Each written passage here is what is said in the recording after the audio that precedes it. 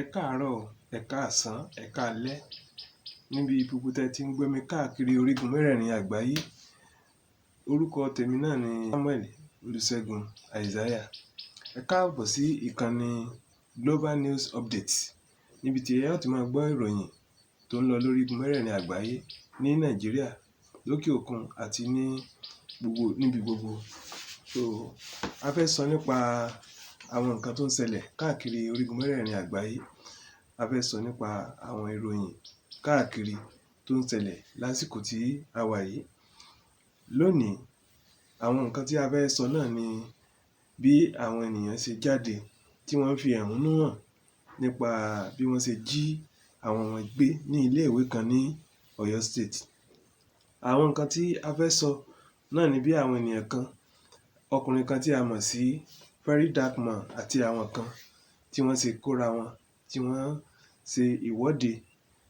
Ìwọ́de yìí ó sì jẹ́ ohun kan tí ó lọ ní ìrọ̀wọ́rọsẹ̀. Ìjọba Ọ̀yọ́ State náà sì bá wọn sọ̀rọ̀. Nínú fọ́nrán yìí, ẹ ó rí ara àwọn nǹkan tí wọ́n bá wọn sọ.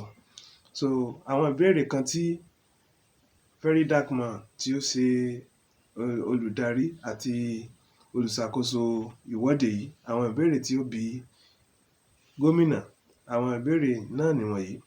Ìbéèrè àkọ́kọ́ tó bi gómìnà ni pé nígbà wo ni àwọn ọmọ tí wọ́n jí kó yìí, nígbà wo ni wọ́n padà?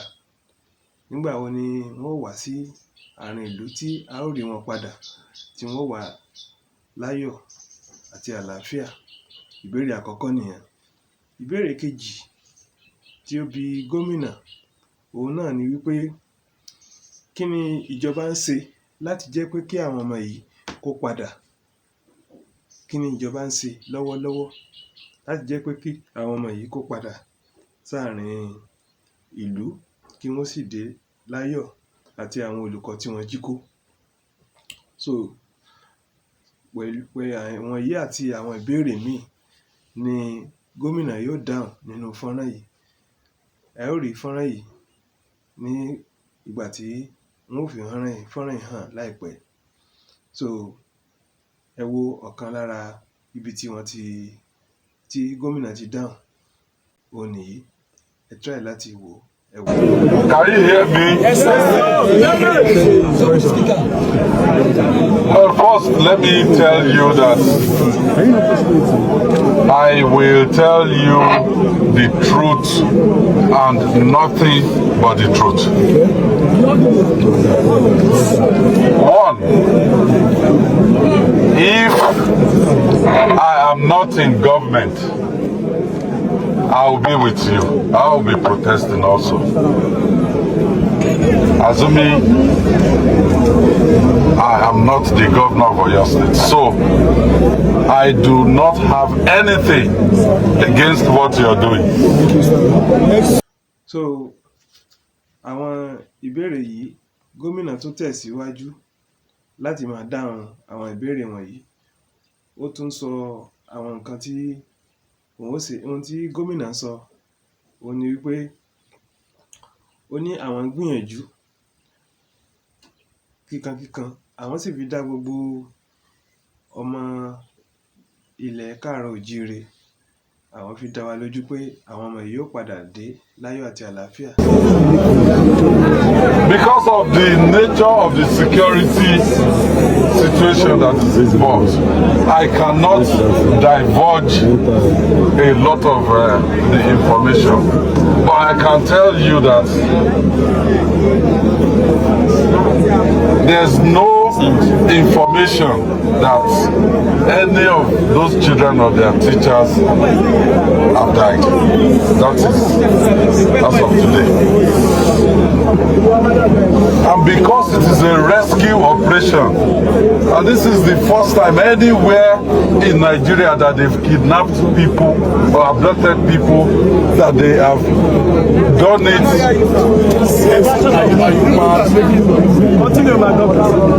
This is the first time they've done it to nursery and primary school children. This is the first time. And these are children that they cannot even run or do anything for themselves.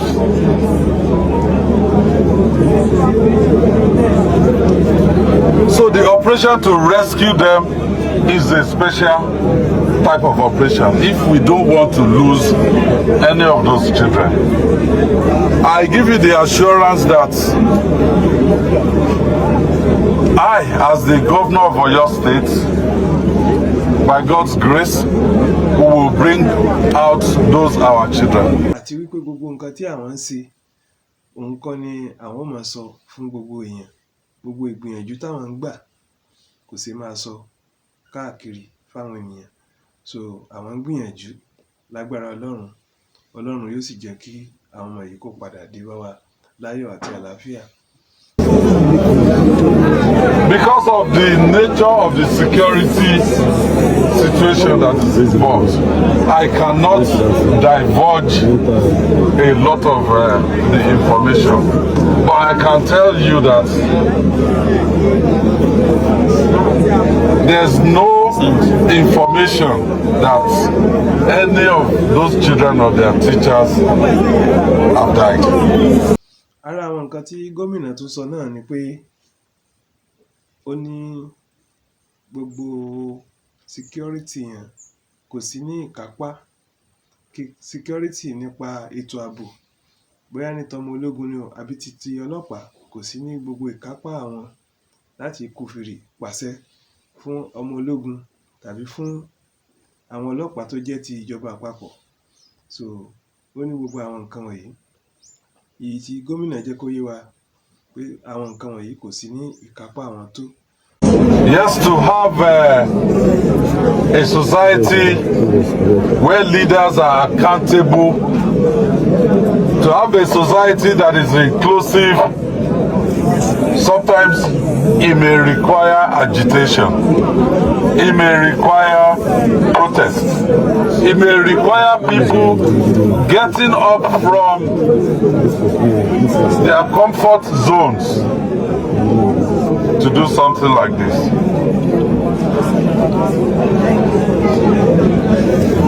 I will not shift blame, but our reality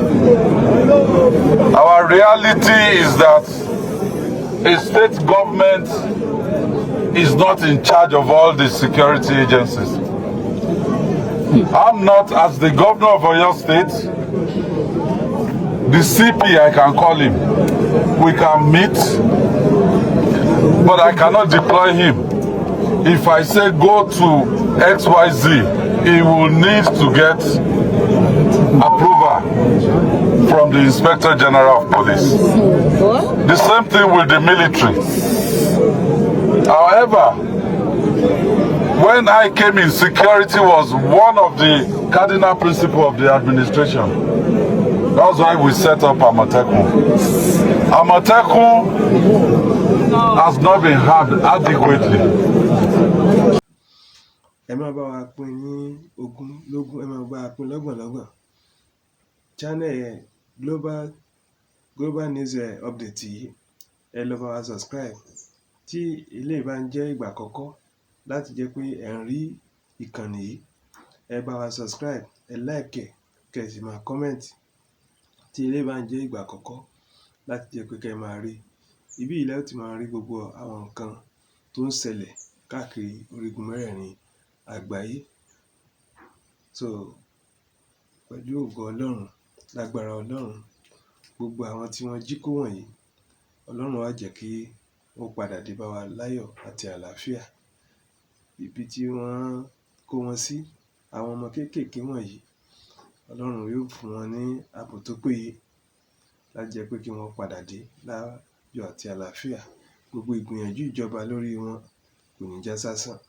Àdúrà tí ilé kọ̀ọ̀kan, àwọn ìjọ Ọlọ́run kọ̀ọ̀kan náà ń gbà láti jẹ́ pé kí àwọn ènìyàn yìí kí wọ́n ó dé láyọ̀ àti àlàáfíà. Ọlọ́run yóò gbọ́ àdúrà náà. Àwọn tí nǹkan yìí ṣẹlẹ̀ sí, Ọlọ́run yóò mú wọn lọ́kàn le.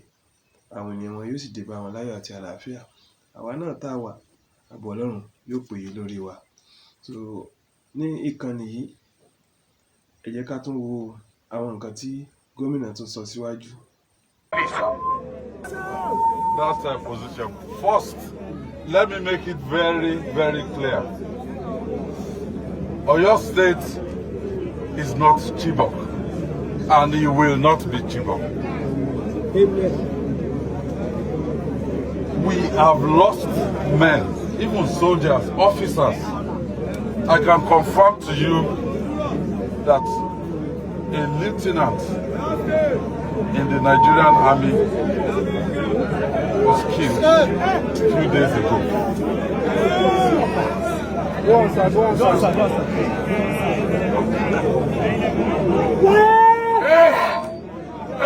Everybody keep quiet. Yes, so if you ask me, can I sacrifice myself for those children to come out? I will do it. I have lived a good life. I'm almost 60. It doesn't matter. My own father died at 76. But what we want to do is, this is Oyo State. They know that this is not Chibok, and our children will never be in the same situation as Chibok children. We're doing everything possible, including what you've suggested. But if there's the potential for needless loss of lives, we've lost a teacher already. If we can avoid losing more, we will avoid losing more. But if we get to the point that certain people have to be sacrificed, including myself, we will do it.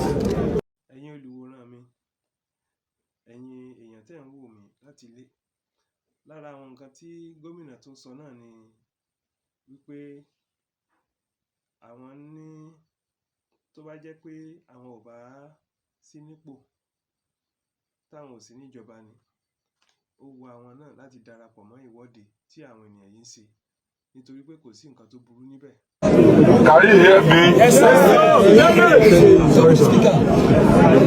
Well, first, let me tell you that I will tell you the truth and nothing but the truth. One, if I am not in government, I will be with you. I will be protesting also. Assuming I am not the governor of Oyo State, so I do not have anything against what you are doing. Gómìnà sì tún jẹ́ kó yé wa pé òun mọ nǹkan tí àwọn ènìyàn yìí tí wọ́n ń là kọjá, òun bá wọn kẹ́dùn, òun sì ń bá wọn jẹ, òun gangan náà òun bá wọn jẹ ìrora, àti pé nínú gbogbo nǹkan tí wọ́n ń là kọjá yìí, òun náà òun ń là kọjá,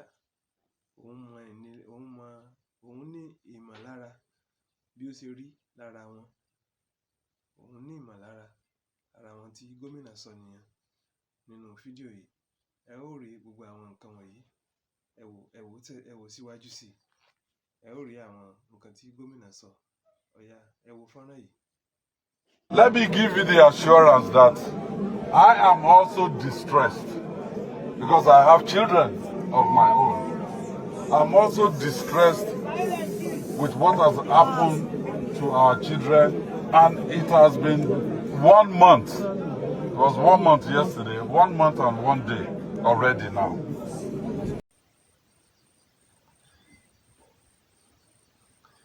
Lára àwọn nǹkan tí Very Dark Man, ẹni tí ó jẹ́ olùgbọ̀wọ́ àti ẹni tó lídìí ìwọ́de yìí, tó tún béèrè lọ́wọ́ gómìnà, òun ni pé báwo ni ìjínikó tí wọ́n kó àwọn ọmọ wọ̀nyí, báwo ni kò sí ní di bíi ti Chibok tí wọ́n kó àwọn ọmọ.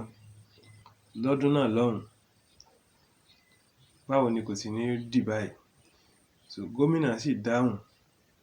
So lára àwọn ìdáhùn tí gómìnà dáhùn, ẹ wò síwájú sí i.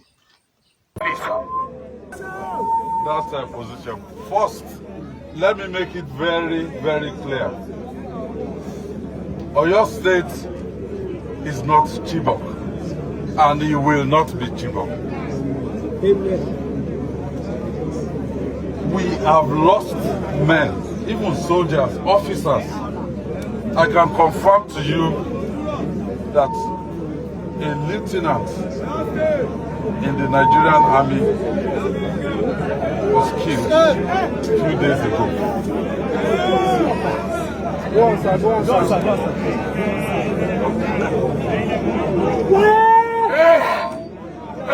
Everybody keep quiet. Yes, so if you ask me, can I sacrifice myself for those children to come out? I will do it. I have lived a good life. I'm almost 60. It doesn't matter. My own father died at 76. But what we want to do is, this is Oyo State. They know that this is not Chibok, and our children will never be in the same situation as Chibok children. We're doing everything possible, including what you suggested. But if there's the potential for needless loss of lives, we've lost a teacher already. If we can avoid losing more, we will avoid losing more. But if we get to the point that certain people have to be sacrificed, including myself, we will do it. Ẹ ṣé púpọ̀ tí ẹ ń wò wá. Ẹ ṣé fún àsìkò àti àyè tí ẹ fi sílẹ̀ láti rí àwọn nǹkan wọ̀nyí. So a fi àwọn nǹkan wọ̀nyí tó yín létí kí ẹ lè mọ bó ṣe ń lọ, kí ẹ sì lè mọ bí ẹ ó sì máa gbàdúrà àti gbogbo àwọn nǹkan tí ó yẹ káwa náà máa ṣe ládùúgbò wa, lágbègbè wa, láti jẹ́ pé kí a lè ran ìjọba lọ́wọ́. Tí a bá ti kẹ́fìn ohun kan, ẹ jẹ́ ká tètè pe àwọn tó bá yẹ ká pè. Ọlọ́run ó ràn wá lọ́wọ́ o. A ò ní ṣìrìn o, a ò ní rìnà sí ibú. Ààbò Ọlọ́run yóò dájú lórí wa, lórí ilé wa, lórí ọmọ, lórí aya, lórí àwọn ènìyàn wa gbogbo. Ibi ò ní bá wa o. Bó ti wulẹ̀ kó burú tó, bó ti wulẹ̀ kó le tó lórílẹ̀-èdè Nàìjíríà, ibi ò ní bá wa o. A ò ní rí wàhálà, a ò ní rí dààmú. Àwọn ọmọ tí wọ́n kó náà, gbogbo ọ̀nà tí ìjọba ń gbà, tí wọ́n ń gbìyànjú láti jẹ́ kí wọ́n rí wọn padà, Ọlọ́run ó jẹ́ kó ṣeé ṣe o. Wọn ò ní rárìnrá o. Wọn ò ní làlọ́ọ̀dé o. Wọn ó dé láyọ̀, wọn ó dé bá wa láyọ̀ àti àlàáfíà. Òun la ó rí wọn o. Ẹ ṣé o.